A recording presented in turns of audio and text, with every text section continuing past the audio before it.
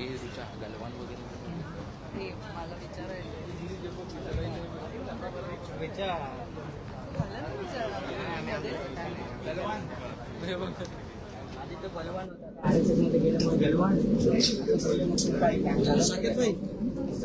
अरे काय येऊ की नको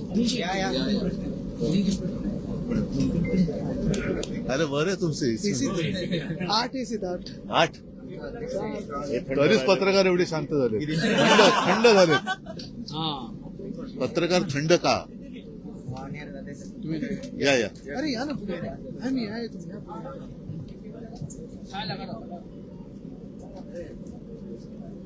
तुम्ही सर्वत्र मी आज विधानसभा अध्यक्षांची भेट घेतली पक्ष कार्यालय नाहीये आता असंच म्हणावं लागतं कारण हे नवीन सरकार आल्यानंतर अरे बाबा हे कितवं अधिवेशन आहे काय असेल ते त्याच्याप्रमाणे जसं एखाद्या गोष्टीचं आमंत्रण देतात त्याच्याप्रमाणे सालाबादप्रमाणे यंदाही विरोधी पक्ष नेते दोन्ही सभागृहात नाही तर दोन्ही सभागृहात खास करून मी आज विधानसभा अध्यक्षांची भेट घेतली माझ्या सहकारी आमदारांसोबत आणि हेच सांगितले की सालाबादप्रमाणे याही वेळेला आपल्याला या सभागृहात विरोधी पक्षनेते पदाची नेमणूक व्हायची आहे याची आठवण करायला आम्ही आलेलो आहोत तर आपण अवश्य ती नेमणूक करावी ही विनंती करतोय म्हणतात की प्रस्ताव विचाराधीन आहे म्हणूनच म्हटलं ना की सालाबादप्रमाणे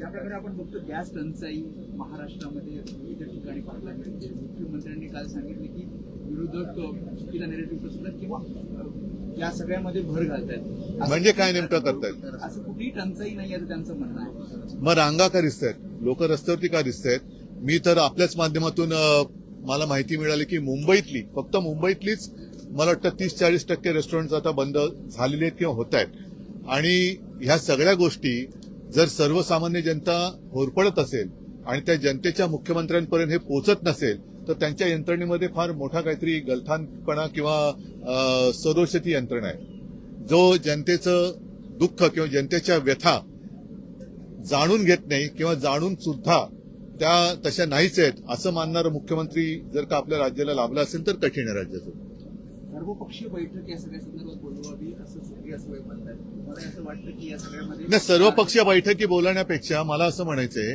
की शेवटी टंचाई आणि महागाई याच्यात फरक आहे टंचाई ही टंचाई असते पण महागाई किंमत का वाढते किमती का वाढतायत बरं दुसरी गोष्ट जसं आपल्या पंतप्रधानांनी तो गॅस निर्मितीचा एक प्रकल्प सांगितला होता तोही प्रयोग लोकांनी करून पाहिलेला आहे तर तोही म्हणजे असं काही नाही की नुसती टीका करतायत तर जे पंतप्रधान सांगतायत ते तो सुद्धा प्रयोग करून पाहिलाय लोकांनी सरकारच्या अनिवासी आणि त्यातून समाज कल्याण विभागाचे पैसे अगोदर लाडक्या बहिणीसाठी दिले होते आता नमो कृषी सन्मान योजनेसाठी दिले जात आहे कुठंतरी एससी आणि एसटी विभागाचा जो पैसा आहे तो दुसरीकडे वापरला नाही एकूणच सगळ्या जनतेने आता जर का मी म्हणून जर का म्हणतो कोणाच्या डोळ्यावर पट्टी बांधली गेली असेल तर ती पट्टी काढून उघड्या डोळ्यांनी हे सरकार कसं फसवणूक करत आहे ते त्यांनी लक्षात घेऊन सरकारला आता जाब विचारला पाहिजे नेमकं काय झालं की जवळपास सगळ्या निवडणुका झालेल्या आहेत काही जिल्ह्यातल्या राहिल्या असतील पण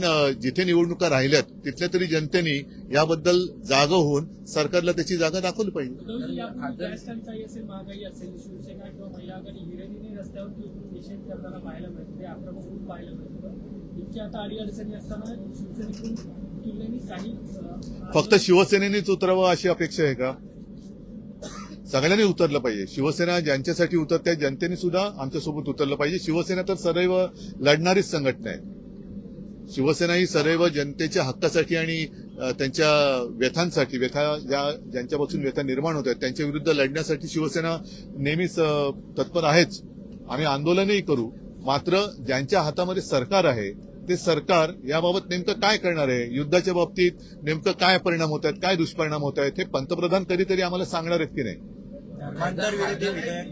चला आणलं गेलंय नाही एक धर्मांतराच्या बद्दल जे विधेयक आज मला वाटतं विधानसभेत मांडले गेले उद्या परिषदेत मांडलं जाईल साधारणतः तो मसुदा मी पाहिला धर्म स्वातंत्र्य हे प्रत्येकाला असलंच पाहिजे कोणी कोणत्याही परिस्थितीत जोर जबरदस्तीने किंवा कोणाच्या असहायतेचा फायदा घेऊन लांडी लबाडीने आमिष दाखवून धर्मांतर करत असेल तर त्याला आमचा विरोध आहेच. म्हणून ह्या धर्मांतर विरोधी किंवा धर्म स्वातंत्र्य म्हणून काहीतरी नेमकं एक नाव द्या विधेयकाला आमचा पाठिंबा आहेच. आणि अशा प्रकारे म्हणजे धाक दपटच्या दाखवणं, ईडी, इन्कम टॅक्स, सीबीआय आपलं नाही काय धमक्या देणं, त्याच्यानंतर 50 कोके देतो सांगणं, असं करून जर कोणी धर्मांतर करत असेल तर त्याला आमचा विरोध आहेच. मात्र तो संपूर्ण ते मी बिल त्याची चालत असताना काही प्रश्नांची उत्तरही मिळणं गरजेचं आहे ती जनतेसाठी. याचं कारण असं की त्याच्यात असं नमूद केलंय की गेल्या काही वर्षांमध्ये मी आता शब्दशः नाही सांगत, एक सारांश सांगतो. गेल्या काही वर्षांमध्ये अशा प्रकारच्या धर्मांतरांच्या घटनांमध्ये वाढ झालेली आहे. आता गेल्या काही वर्षांमध्ये जास्त करून भाजप प्रणित सरकार राज्यात आणि केंद्रामध्ये सत्तेवर आहे. असं हे सरकार असताना सुद्धा बळजबरीने किंवा फसवून धर्मांतराच्या संख्येत वाढ झाली असेल तर ते अपयश कोणाचं आहे ह्या प्रश्नाचं एक उत्तर मिळालं पाहिजे. आणि नेमकं कोणत्या समाजात, कोणत्या विभागात, कोणत्या प्रकारे धर्मांतर असं होत असेल त्याची माहिती दिली तर आम्हाला सुद्धा सावध राहता येईल. आमचे सुद्धा कार्यकर्ते तिकडे तत्पर राहतील की कोणी कोणावरती जोर जबरदस्तीने किंवा आमिष दाखवून फसवणूक करून असहायतेचा फायदा घेऊन धर्मांतर करत असेल तर त्याला आम्ही सुद्धा विरोध नक्की करू. तर ही सगळी माहिती आणि काही 2-4 आणखीन प्रश्न असतील ते प्रश्न हे सरकारी भाषेत पटलावरती ठेवावेत अशी आमची मागणी आहे. कारण आम्ही या बिलाला पाठिंबा देतो. विधानसभा स्पीकरचे आपले पुणे दौऱ्यावर होते त्यावेळेस भीमाशंकरला व्हीआयपीच्या माध्यमातून दरदर आरक्षणावरती दीपक बोराडे मुंबईतल्या आझाद मैदानावरती आमरण उपोषण करतायत.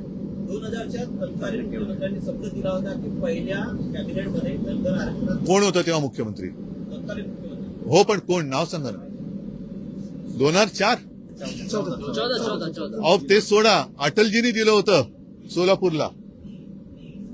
जर आपल्याला आपण विसरला असाल तर अटलजींनी मला असं वाटतं की एक आश्वासन दिलं होतं. मला जर मी विसरलो नसेल तर पंढरपूरला म्हणजे अटलजी केव्हा पंतप्रधान होते? ह्याच पक्षाचे ते पंतप्रधान होते. त्याच्यामुळे हे जे काय आश्वासन आहे हे पंतप्रधानांनी, तत्कालीन पंतप्रधानांनी दिलेलं आहे. त्याच्यामुळे ते पूर्ण करणं हे आता तत्कालीन म्हणायचं नाही, आत्ताच्या याला काय म्हणायचं, आत्ताच्या वर्तमान पंतप्रधान आणि मुख्यमंत्र्यांचं कर्तव्य आहे. सर आज आप कई विधायकों के साथ नार्वेकर जी से मिलने के लिए गए थे. सवाल ये है कि महाराष्ट्र को नेता विपक्ष मिलेगा या नहीं? दोनों जो सदन है, शायद इतिहास में पहली बार ऐसे हम अनुभव कर रहे हैं कि दोनों सदन के लिए विपक्ष के नेता नहीं है. क्यों डर रही है सरकार? और मेरा ये तीसरा चौथा कितने अधिवेशन हो गए, हर समय हम जाकर उनको रिक्वेस्ट करते हैं क्योंकि उनका अधिकार है और वो कहते हैं कि अब जल्द से जल्द हम करेंगे. इस बार भी उन्होंने वही कहा है. नाही, आता हे विषय जर अध्यक्ष हे मेजॉरिटीने निवडून येतात, मेजॉरिटीवरती सरकार बसलं जातं, त्याच्यामुळे हे एकतर्फी प्रयोग चाललेत का? सर, धर्मांतरण पे आज बिल पे चर्चा होनी है विधानसभा में. सवाल ये है कि समर्थन रहेगा आप लोगों की तरफ से? मैंने पहले ही कहा है कि ये जो विधेयक है विधानसभा में टेबल किया गया है, कल हमारे सदन में किया जाएगा, उसके ऊपर चर्चा होगी. पहले मैं स्पष्ट करना चाहता हूं, जोर जबरदस्ती धर्मांतर करने के लिए हमारा विरोध है और इसलिए हम इस विधेयक का समर्थन जरूर करेंगे. लेकिन कुछ चीजें ऐसी है उस बारे में जानकारी मिलने की आवश्यकता है. गलवान युद्ध पर आधारित एक गलवान फिल्म रिलीज होने वाली. अरे हो, पण ते आता ह्याच्यामध्ये कुठे धर्मांतर आणि गलवान? बेळगावमध्ये जय महाराष्ट्र गीत वाजल्यामुळे मराठी मुलांवर गुन्हे दाखल झाले. क्रिकेट मॅचचा जल्लोष करताना महाराष्ट्र गीत वाजवलं म्हणून गुन्हे दाखल झाले बेळगावमध्ये अनेक तरुणांच्यावर. आणि राज्य सरकारला त्यांनी पत्र लिहिले की महाराष्ट्रानं यामध्ये हस्तक्षेप करावा. महाराष्ट्राच्या मुख्यमंत्र्यांनी तत्काळ तिकडे हस्तक्षेप करायला पाहिजे. सरकार कोणाचंही असो, मराठी माणसांवरती जसं जोर जबरदस्ती धर्मांतराला आम्ही विरोध करतो आहोत तसं जोर जबरदस्ती भाषा मग ती कोणाची कोणत्याही वरती असेल लादणं हे अयोग्य आहे. ज्याप्रमाणे आम्ही इकडे जबरदस्ती भाषा लादण्याच्या प्रयोगाला विरोध केला तसंच तिकडे मराठी माणसावरती जी भाषेची जबरदस्ती होते त्याला आमचा विरोध आहे. आणि केंद्र सरकारने याच्यात हस्तक्षेप केला पाहिजे. वर्षानुवर्षे केंद्र सरकारकडनं जी माझी माहिती आहे सुप्रीम कोर्टात थोडीशी त्यांच्या बाजूने ते झुकलेले आहेत. तसं न करता अत्यंत निपक्षपातीपणाने केंद्राने भूमिका घ्यायला पाहिजे आणि राज्य सरकारने सुद्धा याच्याबद्दल हस्तक्षेप केला पाहिजे आणि तिथल्या मराठी माणसांवरती अन्याय होता कामा नये ही महाराष्ट्राच्या मुख्यमंत्र्यांची सुद्धा जबाबदारी आहे आणि देशाच्या पंतप्रधानांची सुद्धा जबाबदारी आहे. सर, ठीक आहे. शासनाच्या वेगळ्या खात्याकडून महापालिकेला सर्वांना